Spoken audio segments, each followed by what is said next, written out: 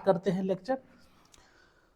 तो सबसे फर्स्ट समझना है कि सिलेबस है क्या। इसमें सिलेबस में टोटल कितने यूनिट हैं दिख रहा है आपको, क्लास 12th का सिलेबस। और इसका जो फर्स्ट यूनिट है इलेक्ट्रोस्टैटिक्स। आप हिंदी माध्यम से पढ़ते हैं या इंग्लिश माध्यम से पढ़ते हैं, कोशिश करूंगा दोनों के लिए जो है ना वीडियो परफेक्ट हो, मीन्स दोनों को समझ में आ जाए। तो फर्स्ट यूनिट है इलेक्ट्रोस्टैटिक्स, स्थिर वैद्युत की, और इससे क्वेश्चन पूछा जाता है 8 मार्क्स का जो है ये। और एक one of the challenging topic यही होता है, फर्स्ट ही आपको थोड़ा अच्छे से पढ़ने की जरूरत होती है। इसके बाद जैसे जैसे यूनिट पढ़ते जाएंगे और जो है ना चीजें आसान होते जाती है। सेकेंड यूनिट है करंट इलेक्ट्रिसिटी। सेकेंड यूनिट है आपका करंट इलेक्ट्रिसिटी, और हिंदी में इसको धारा विद्युत कहते हैं। और यहाँ से क्लास 12th बोर्ड एग्जाम में 7 मार्क्स का क्वेश्चन पूछा जाता है। थर्ड यूनिट है magnetic effect of current and magnetism. Magnetic effect of current and magnetism, जिसको हम हिंदी में विद्युत धारा का चुंबकीय प्रभाव एवं चुंबकत्व कहते हैं, और इससे 8 मार्क्स का क्वेश्चन पूछा जाता है। देखो, किसी भी क्लास के सब्जेक्ट को स्टार्ट करने से पहले आपको सिलेबस का ज्ञान होना जरूरी है। तो सिलेबस तो होना चाहिए ना कि क्या क्या पढ़ना है इसमें, और किस पार्ट से कितने मार्क्स का बोर्ड एग्जाम में क्वेश्चन पूछा जाता है। नेक्स्ट देखिए, फोर्थ यूनिट है electromagnetic induction. Electromagnetic induction and alternating current, और यहाँ इसको हिंदी में कहते हैं विद्युत चुंबकीय प्रेरण एवं प्रत्यावर्ती धारा। इससे 8 मार्क्स का क्वेश्चन पूछा जाता है। और यहाँ ही हम पढ़ेंगे माइकल फेराडे का जो एक्सपेरिमेंट है उसको डिटेल्स में पढ़ना है, और जो हम करंट यूज करते हैं घर में अल्टरनेटिंग करंट, उसको डिटेल्स में इस टॉपिक में पढ़ना है।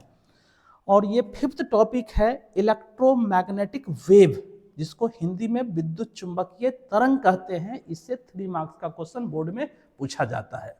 तो ये जो ये हाफ पार्ट हो गया सिलेबस का।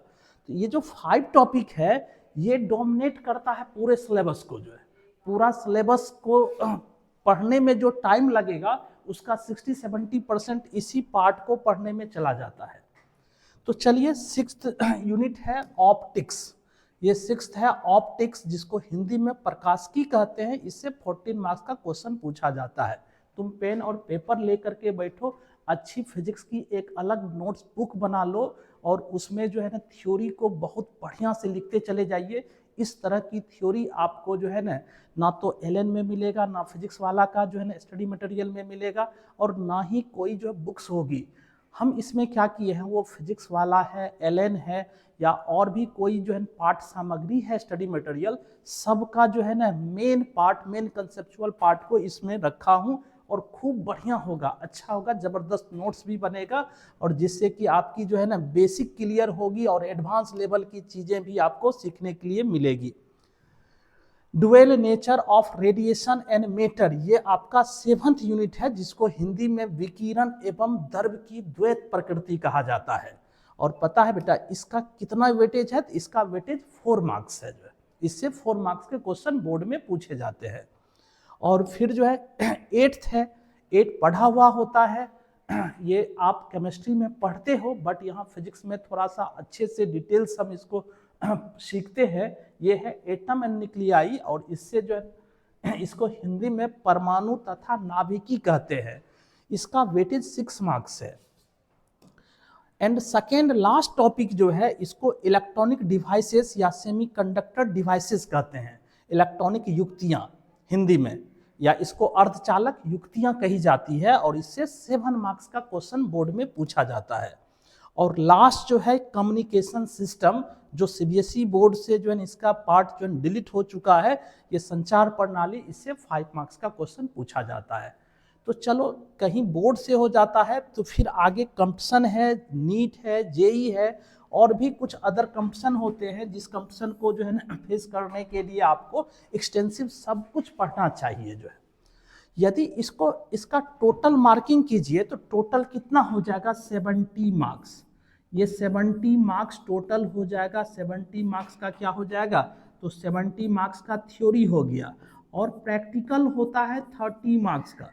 30 मार्क्स का यहाँ प्रैक्टिकल होगा, और फिर यदि टोटल कर लीजिएगा तो टोटल कितना हो जाएगा 100 मार्क्स।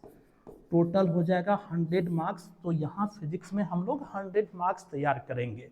अब आपके ऊपर डिपेंड करता है कि इस 100 मार्क्स को कैसे तुम ग्रैप्स करोगे, इस 100 मार्क्स को कैसे तुम अचीव करोगे। तो इसके लिए तो मेहनत चाहिए। अब देखो ऐसा नहीं है कि लेबर की तरह एकदम दिन रात एक करके लग जाओ। अभी समय है जो है ना थोड़ा सा टेक्निक का, टेक्निक से पढ़ो, कम टाइम में भी तुम अच्छे स्कोरिंग कर सकते हो। तो वो तरीका बताऊंगा मैं कि कैसे तुम जो है कम टाइम में चीज़ें को बेहतर कर सकते हो, बेसिक भी सीख सकते हो और एडवांस लेवल भी कर सकते हो। तो चलिए आगे बढ़ें। तो इसमें आपको बता दें कि आपको जो बुक्स पढ़नी चाहिए, जो लोग हिंदी माध्यम से हो, केवल जो है 12th बोर्ड को फोकस कर रहे हो, तो उनके लिए सबसे फर्स्ट तो चाहिए एक आपको बुक एनसीईआरटी। एनसीईआरटी ये तो सभी के लिए है। एनसीईआरटी क्लास 12th में 2 पार्ट है, पार्ट 1 एंड पार्ट 2। इसको तो परचेज कर लो क्योंकि आपकी बोर्ड एग्जाम हो या कोई कंपटीशन हो, फोकस इसी पर रहेगा। एनसीईआरटी के अकॉर्डिंग ही जो है ना एग्जामिनेशन होती है। ये मेन आपका टेक्स्ट बुक है, इसको लाइन बाय लाइन और सारे एक्सरसाइज हो, सॉल्व एग्जाम्पल हो या अनसॉल्व एग्जाम्पल हो, सब कुछ सीखना चाहिए। फिर सेकेंड बुक एक न्यूमेरिकल्स की बुक रख लो, जिसको केवल बोर्ड करना है। एक बुक आती है एम करीम की, जो एम करीम की एक बुक आती है ऑब्जेक्टिव न्यूमेरिकल्स इन फिजिक्स, इसको रख सकते हो। अब जो है ना जिसको कंपटीशन की आगे तैयारी करना है तो एससी भी रख सकते हो, एससी वर्मा। हालांकि इस बुक को लेकर के जो है ना बच्चे जो है ना बहुत ये रहते हैं, एक्साइटेड रहते हैं। बट तुमको बता दे इस बुक की जो अभी लेवल है, ये ना तो तुम्हारा बोर्ड लेवल है और ना ही या तुम्हारा नीट और जेई लेवल है। या एडवांस में कुछ क्वेश्चंस जो है ना इस तरह से होते हैं, और एडवांस का भी परफेक्ट नहीं है। बट है क्या, जिसको भी फिजिक्स में इंटरेस्ट है तो बोलेंगे बेटा इसको जरूर आप बनाइए। इससे जो है ना बनाने पर आपको सभी तरह के प्रॉब्लम को सोचने की जो है ना एक कैपेसिटी बिल्डअप हो जाती है। आप क्वेश्चन को बड़े अच्छे तरीके से सोच सकते हो। तो आपको जो मैं थ्योरी पढ़ाऊंगा उसमें एससी वर्मा जरूर डिस्कस करूंगा। यदि आप अच्छे स्टूडेंट हो तो एक थ्योरी के लिए यदि सीबीएसई बोर्ड से बिलोंग कर रहे हो, आईसीएसई बोर्ड से पढ़े हो, आगे नीट और जेई करना है, ओलंपियाड की प्रिपरेशन करनी है, तो तुम रेशनिक एंड हेलिडे की बुक रख सकते हो। रेशनिक एंड हेलिडे की बुक रख सकते हो। या और भी तुमको रिगरस प्रैक्टिस करना है तो एक आती है बहुत पतली सी बुक, इसमें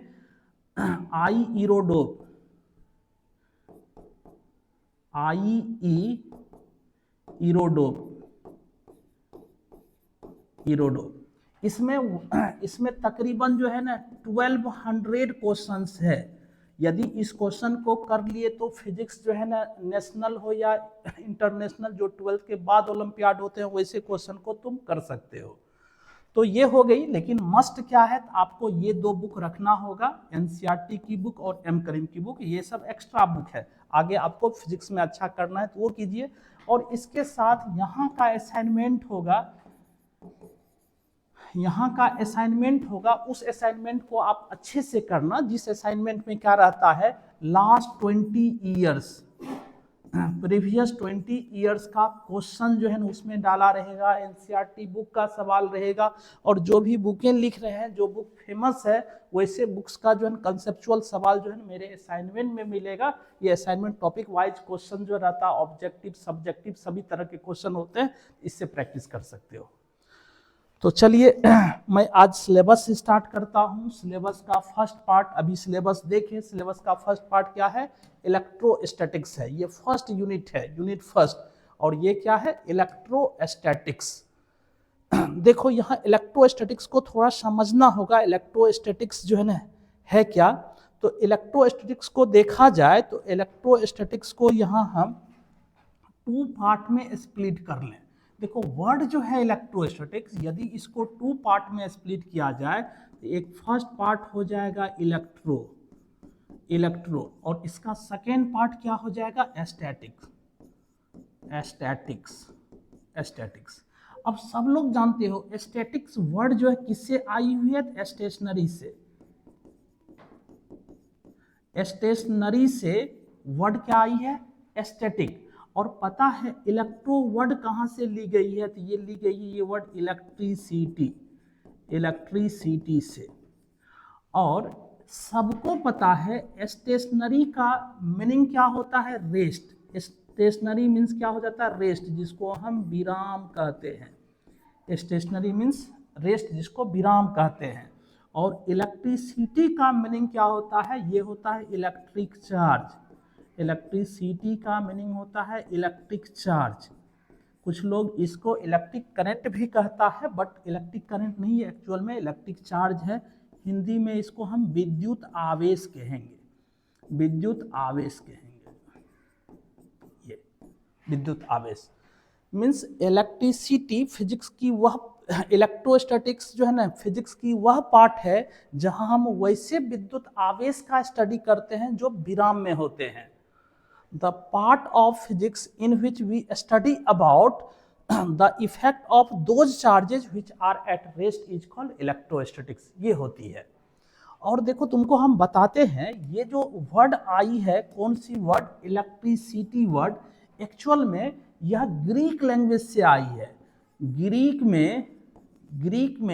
भाषा में एक शब्द है जिसको हम कहते हैं इलेक्ट्रॉन, ELEKTRON,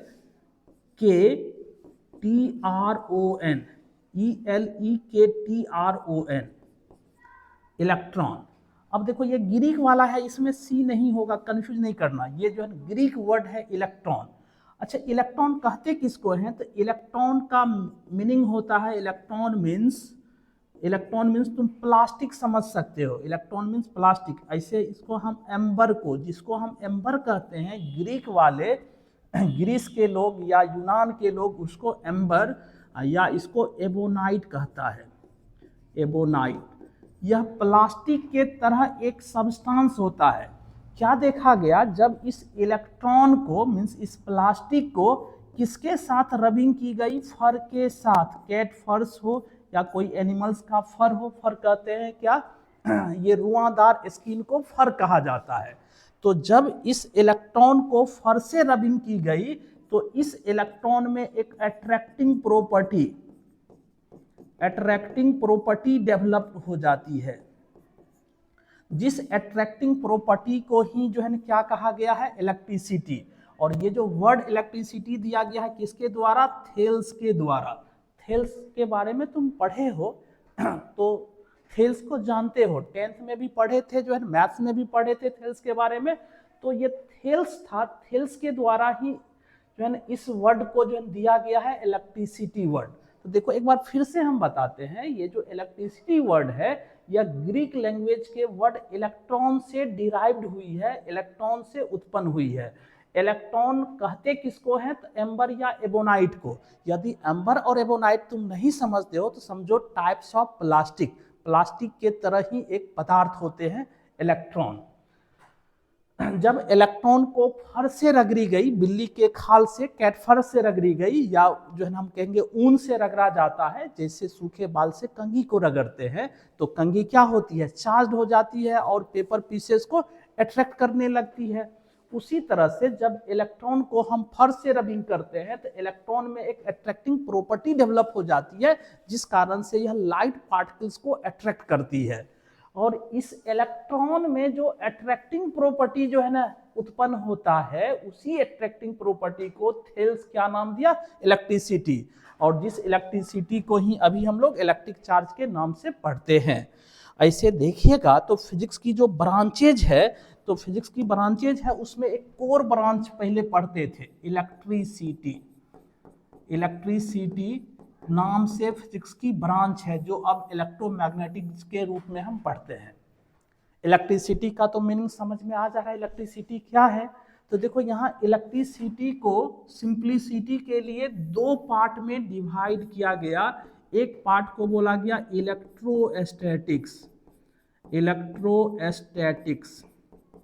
इलेक्ट्रोस्टैटिक्स, और इसका एक पार्ट जो होता है इलेक्ट्रोडायनामिक्स, इलेक्ट्रोडायनामिक्स। तो इलेक्ट्रोस्टैटिक्स हम किसको कहेंगे? जो चार्ज रेस्ट में होगा, विराम में जो आवेश होती है, तो उसका अध्ययन हम इलेक्ट्रिसिटी के जिस पार्ट में करते हैं उसको इलेक्ट्रोस्टैटिक्स कहा जाता है। और जो चार्ज मोशन में होगा उसका स्टडी इलेक्ट्रोडायनामिक्स कहलाती है, या इसको हम करंट इलेक्ट्रिसिटी के नाम से भी जानते हैं, करंट इलेक्ट्रिसिटी। तो करंट इलेक्ट्रिसिटी ये हो गया इलेक्ट्रिसिटी का दो पार्ट। जब चार्ज रेस्ट में होता है तो उसका स्टडी जो है क्या कहलाती है? इलेक्ट्रोस्टैटिक्स। और जो चार्ज मोशन में होते हैं उसके प्रॉपर्टीज का, इफेक्ट का स्टडी हम जो करते हैं वो किसमें? इलेक्ट्रोडायनामिक्स में या करंट इलेक्ट्रिसिटी में। आई होप कि आपको ये समझ में आ रहा है, और इस चैप्टर में हम इसी इलेक्ट्रोस्टैटिक्स को अच्छे से डिटेल्स में करेंगे। तो चलिए, आप इसको लिख पा रहे हैं तो वीडियो को पॉज करके लिखना, अदरवाइज हम डेफिनेशन लिखाते हैं, डेफिनेशन डिस्प्ले भी होगा, मैं बोलूँगा भी, तो उससे नोट्स बनाना। अभी केवल सुन लो, बाद में नोट्स बनाना जो। अब देखो इलेक्ट्रोस्टैटिक्स किसको कहते हैं? The branch of physics which deals with the effect of stationary charges, the effect of stationary charges, that is electric field, electrostatic force, electric potential, capacitance, etc. is called electrostatics। इस तरह से तुम ये notes बना सकते हो। अभी समझाएं, जो हिंदी माध्यम के हो, भौतिकी की वह शाखा जिसके अंतर्गत स्थिर विद्युत आवेशों के प्रभावों अर्थात विद्युत क्षेत्र, विद्युत बल, विद्युत विभव, धारिता आदि का अध्ययन किया जाता है, स्थिर विद्युतिकी कहलाता है। तुम साथ साथ इस नोट्स को बनाते जा सकते हो। अब देखो, पढ़ना है एनसीईआरटी बुक, और एनसीईआरटी बुक में जो है इस इलेक्ट्रोस्टैटिक्स को, ये फर्स्ट यूनिट को 2 चैप्टर में रखा है। तो एनसीईआरटी बुक में कौन कौन सा चैप्टर है? नहीं, एनसीईआरटी बुक में जो है ना, हम इलेक्ट्रोस्टैटिक्स को किस किस चैप्टर में पढ़ेंगे? तो first chapter and second chapter. देखो फर्स्ट चैप्टर क्या है? तो फर्स्ट चैप्टर है electric charges and fields. First chapter है इलेक्ट्रिक चार्जेज एंड फील्ड्स, विद्युत आवेश एवं क्षेत्र। और सेकंड चैप्टर है electrostatic potential and capacitance. Electrostatic potential and capacitance, इसको कहते हैं स्थिर वैद्युत विभव तथा धारिता। तो अच्छे से तुम इससे नोट्स बना सकते हो, बाद में नोट्स बनाइएगा। अभी पहले सभी चीजें को अच्छे से तुम समझ लो। तो चलो हम लोग स्टार्ट करते हैं यूनिट फर्स्ट, चैप्टर फर्स्ट। और चैप्टर फर्स्ट आपको बताए क्या है? Electric charges and fields. Electrostatic electric जो है ना, चार्जेज एंड फील्ड्स को हिंदी में क्या कहते हैं? तो ये है विद्युत आवेश तथा क्षेत्र, जैसा कि आपको बोर्ड पर डिस्प्ले होते दिखाई दे रहा है। ये क्या है? विद्युत आवेश तथा क्षेत्र। और इसमें सबसे फर्स्ट हम लोग समझेंगे वह किसके बारे में? तो इलेक्ट्रिक चार्ज के बारे में। What is electric charge? विद्युत आवेश किसको कहते हैं? तो देखो, विद्युत आवेश को समझना आसान है। विद्युत आवेश को यदि समझा जाए तो थोड़ा सा तुम ध्यान देना। सपोज एक यहाँ कोई मासिव बॉडी है, तो एक मासिव बॉडी है, जैसे हम इसको m1 मास कर लेते हैं, और ये दूसरी मासिव बॉडी है जिसको हम m2 मास कर लें। तो ये दो मासिव बॉडी एक दूसरे को अट्रैक्ट करती है, जैसे सन अर्थ को क्या करती है? अट्रैक्ट करती है। तो सन और अर्थ के बीच जो अट्रैक्शन होता है इसको ग्रेविटेशनल अट्रैक्शन कहते हैं। इसको हम ग्रेविटेशनल अट्रैक्शन कहेंगे, ग्रेविटेशनल फोर्स कहेंगे जो है। इसी तरह से दो मैग्नेट के बीच भी अट्रैक्शन होता है। तो दो मैग्नेट के बीच अट्रैक्शन होगा, एक को नॉर्थ पोल बोल दो, एक को हम साउथ पोल बोल दें। तो इसके बीच जो अट्रैक्शन होगा, तो इस अट्रैक्शन को हम कहते हैं मैग्नेटिक फोर्स जो है। तुम इसी तरह से देख सकते हो कि यहाँ जो है ना, जैसे मास है तो कौन सा फोर्स लगाती है? ग्रेविटेशनल फोर्स, मतलब गुरुत्वाकर्षण बल। द्रव्यमान के कारण क्या उत्पन्न होता है? गुरुत्वाकर्षण बल। और मैग्नेट के कारण, चुंबक के कारण कौन सा बल उत्पन्न होता है? मैग्नेटिक फोर्स मींस चुंबकीय बल जो है। तो द्रव्यमान किसी पिंड का वह गुण होता है जिस कारण से वह गुरुत्वाकर्षण प्रभाव उत्पन्न करता है। तो mass is the property of a body due to which it produces gravitational effect. और मैग्नेट क्या बोलेंगे, property of body due to which it produces magnetic effect. मतलब चुंबक किसी पिंड का वह गुण है जिस कारण से वह चुंबकीय प्रभाव, चुंबकीय बल उत्पन्न करते हैं। इसी तरह का एक देखा गया क्या, ये थर्ड जो है ना नेचर का फोर्स देखा गया। मतलब प्रकृति में तीसरी तरह की फोर्स जो ना तो विद्युतीय था ना ही चुंबकीय, नहीं, नाइदर ग्रेविटेशनल नॉर मैग्नेटिक। और यह फोर्स कौन सा था, तो इसको इलेक्ट्रिक फोर्स कहा जाता था या इलेक्ट्रोस्टैटिक फोर्स। अब ये जो है ना तो मास इसको प्रोड्यूस करती है और ना ही मैग्नेट करती है। इसको जो है ना एक तीसरी क्वांटिटी जो है ना यहाँ आती है जिसको हम चार्ज कहते हैं। ये चार्ज जो है क्या करती है, तो चार्ज जो है ना इलेक्ट्रिक इफेक्ट प्रोड्यूस करती है। तो जिस तरह से तुम मास के कारण ग्रेविटेशनल इफेक्ट देखते हो, मैग्नेट के कारण मैग्नेटिक इफेक्ट, उसी तरह से चार्ज के कारण इलेक्ट्रिक इफेक्ट। तो तुम कह सकते हो चार्ज किसी पार्टिकल का या किसी बॉडीज का, ऑब्जेक्ट का वह प्रॉपर्टी है, वह इंट्रिंसिक प्रॉपर्टी है जिस कारण से वह इलेक्ट्रिक इफेक्ट प्रोड्यूस करती है। जैसे किसी बॉडी में यदि आग होगी तो वह किस तरह का इफेक्ट प्रोड्यूस करेगी, तो वह जो है क्या होगा, थर्मल इफेक्ट, उसमें प्रभाव उत्पन्न करेगी। उसी तरह से किसी बॉडी में जब चार्ज होती है तो वह इलेक्ट्रिक इफेक्ट प्रोड्यूस करती है। हाँ, एक बात और समझना, जब चार्ज रेस्ट में होगा तो ओनली इलेक्ट्रिक इफेक्ट प्रोड्यूस करेगी, और चार्ज जब मोशन में होता है तो बोलो क्या होगा, तो करंट का जो है ना फॉर्मेशन करेगा। और जब करंट का फॉर्मेशन होगा तो करंट के सराउंडिंग में क्या पढ़े थे 10th क्लास में, मैग्नेटिक फील्ड पाए जाते हैं। तो मीन्स जो है ना चार्ज में दोनों जो है ना गुण होता है। यह इलेक्ट्रिक इफेक्ट भी प्रोड्यूस करती है जब रेस्ट में रहती है, और जब मोशन में रहती है तो electric and magnetic both effect produce करती है। तो इसलिए तुम कह सकते हो चार्ज किसी पार्टिकल्स का वह इंट्रिंसिक प्रॉपर्टी है जिस कारण से यह electric and magnetic effect produce करती है। तुम यहां से डेफिनेशन को पढ़ सकते हो, समझ सकते हो। द इंट्रिंसिक प्रॉपर्टी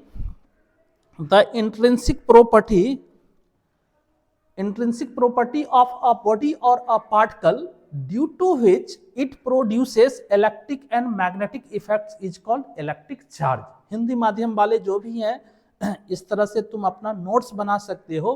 किसी पिंड या कण का वह आंतरिक गुण जिसके कारण यह विद्युतीय एवं चुंबकीय प्रभाव उत्पन्न करते हैं, जिसके कारण यह विद्युतीय एवं चुंबकीय प्रभाव उत्पन्न करते हैं, विद्युत आवेश कहा जाता है। तो ये है।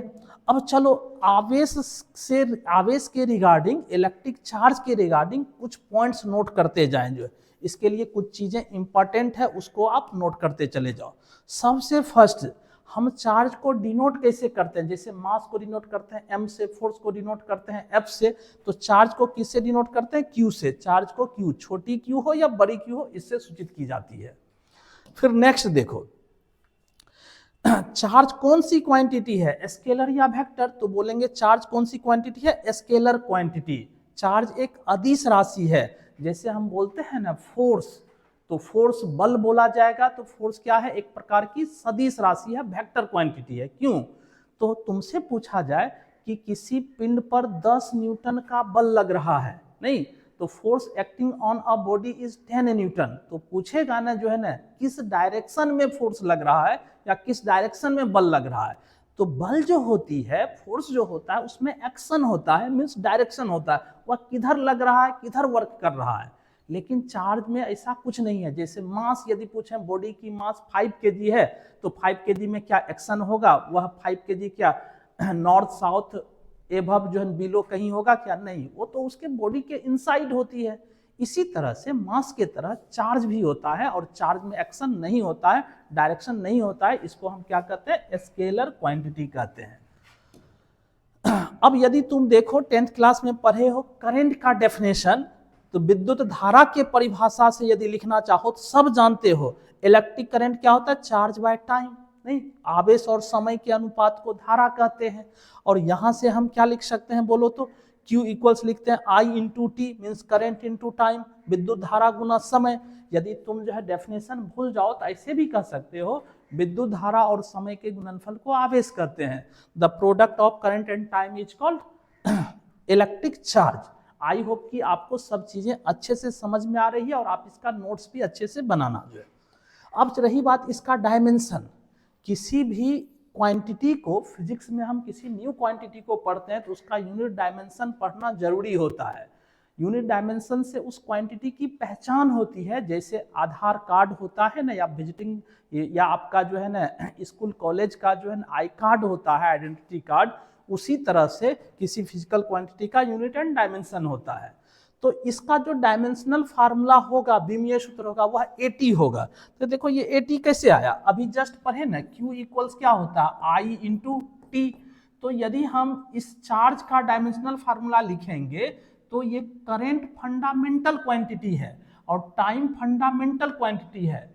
जो SI सिस्टम ऑफ यूनिट पढ़े थे, SI मात्रक पद्धति, उसमें 7 मूल राशियां थी, 7 फंडामेंटल क्वांटिटी।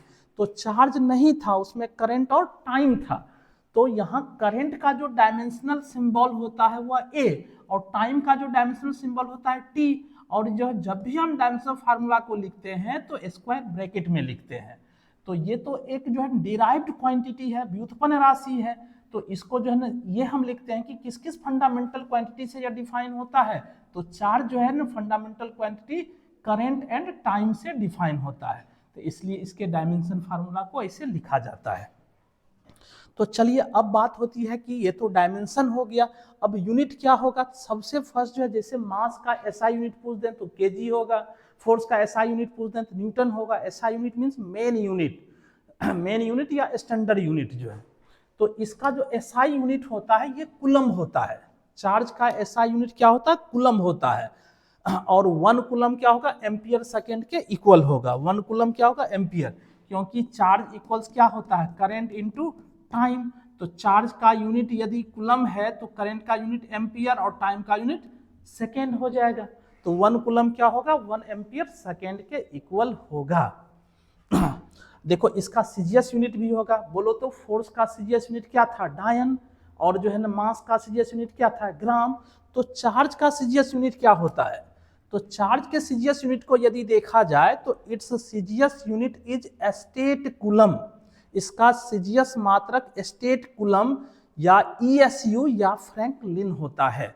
तो तुम इस नाम को जो है अच्छे से याद रख लो, स्टेट कूलम। ये स्टेट कूलम मीन्स विद्युत आवेश का सीजीएस मात्रक स्टेट कूलम या ESU। ESU का फुल फॉर्म होता है इलेक्ट्रोस्टैटिक यूनिट, या इसी का दूसरा नाम क्या है, फ्रैंकलिन है। यह चार्ज का सबसे छोटा जो है ना यूनिट होता है, सबसे छोटी मात्रक होती है।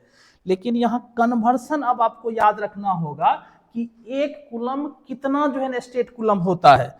क्या 1 कूलम यदि आपसे पूछा जाए 1 coulomb equals how much state coulomb, तो ये क्या बताइएगा, 1 कूलम में कितना स्टेट कूलम होता है। जैसे हम आपसे पूछें 1 न्यूटन में कितना डायन होता है, 10⁵ डायन होता है।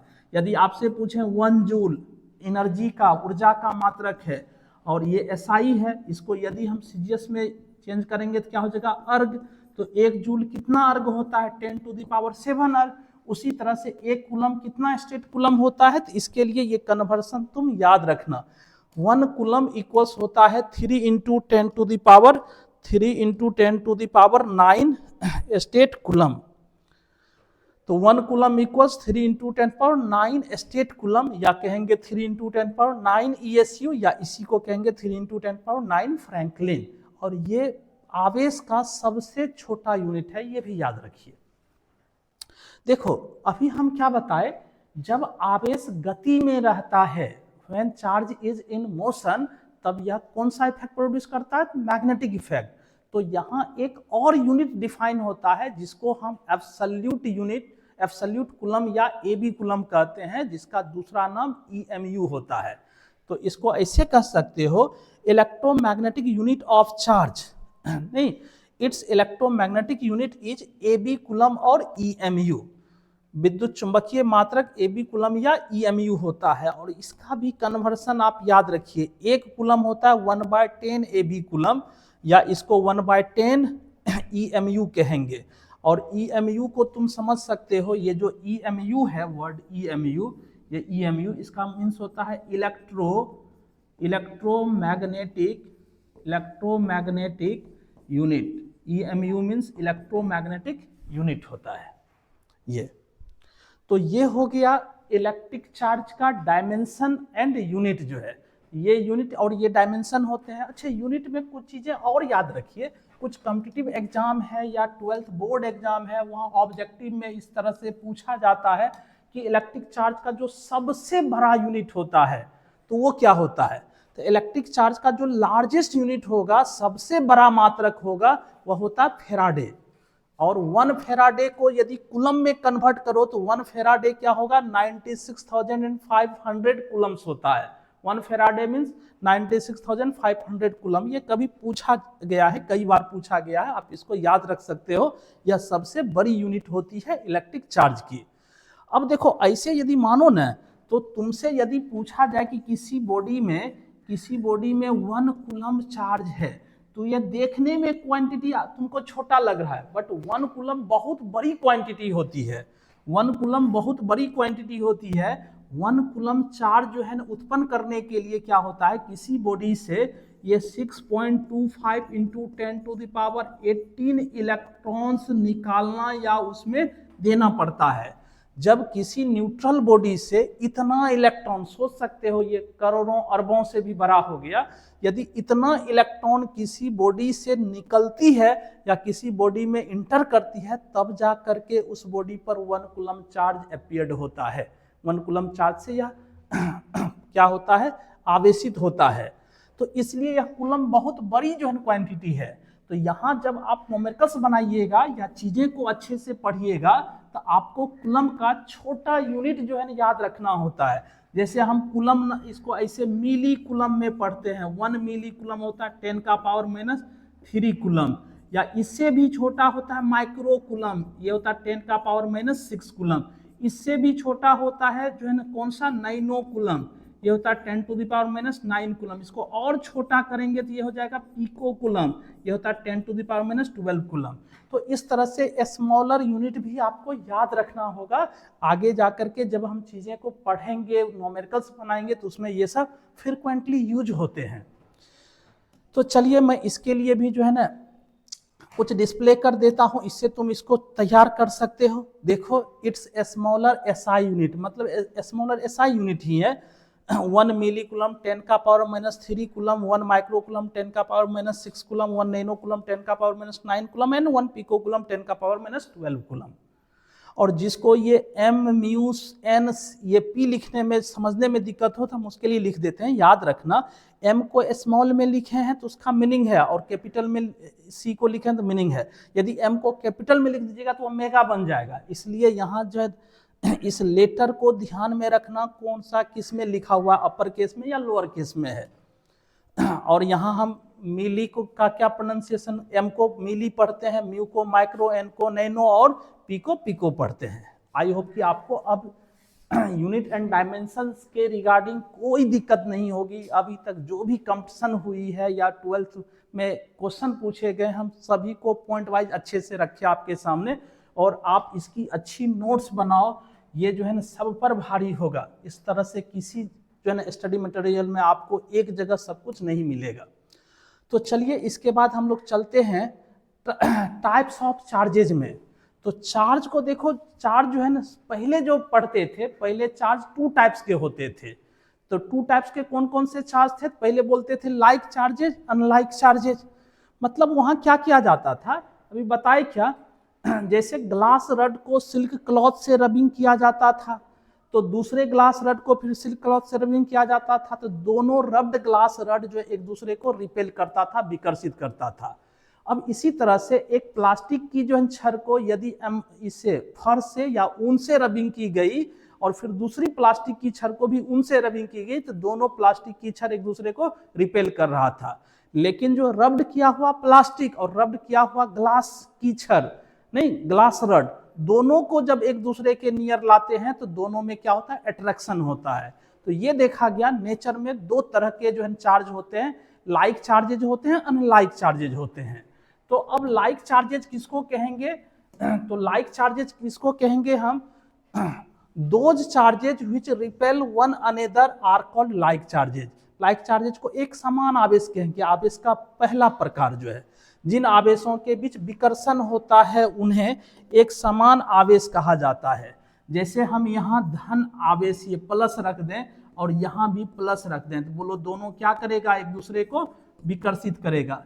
यदि यहाँ माइनस रखते हैं और यहाँ भी हम माइनस रखेंगे तो दोनों क्या करेगा? एक दूसरे को विकर्षित करेगा। तो जिस आवेश के बीच विकर्षण हो, नहीं, जिस चार्जेज के बीच रिपल्सन होती है उसको हम लाइक चार्जेज या एक समान आवेश से कहते हैं। और दूसरा प्रकार क्या होता है? अनलाइक चार्जेज, असमान आवेश। असमान आवेश किसको कहा जाएगा? जिन आवेशों के बीच आकर्षण हो। जैसे यह प्लस है, हम ऐसे लिख लें, जैसे यह प्लस है और यह माइनस है, तो इस दोनों को यदि नियर बाय रखेंगे तो यह दोनों एक दूसरे को अट्रैक्ट करेगी। तो जिन आवेशों के बीच अट्रैक्शन होता था उसी को क्या कहा जाता है? अनलाइक चार्जेज कहा जाता है। इसको हम अनलाइक चार्जेज कहेंगे और समान आवेशें कहेंगे। तुम इसकी नोट्स बना सकते हो। जिन आवेशों के बीच आकर्षण अट्रैक्शन होता है उन्हें असमान आवेश से कहा जाता है, और जिन आवेशों के बीच रिपल्सन होता है उन्हें एक समान आवेश से कहा जाता है। आई होप कि आपको ये अच्छे से समझ में आ रहा है। तो आज की क्लास मैं यहीं रहने देता हूँ। फिर जो है ना नेक्स्ट क्लास सेम टाइम जो है लाइव होगा, और इसके बाद जो मैं आपको बताऊंगा पॉजिटिव एंड नेगेटिव चार्ज क्या होती है जो है, और डिटेल्स आपका बेसिक से फंडामेंटल से सब कुछ मिलेगा। ज़बरदस्त नोट्स होगा। ये जो नेशनल लेवल की जो इंस्टीट्यूट है उसकी जो स्टडी मटेरियल्स होती है उस पर भी भारी होगा। सब एकदम पॉइंट वाइज आपको अच्छा कलेक्शन मिल जाएगा इसमें। आप फिर से वीडियो को रिवाइंड करो और अच्छे से नोट्स बनाओ। Okay, thank you.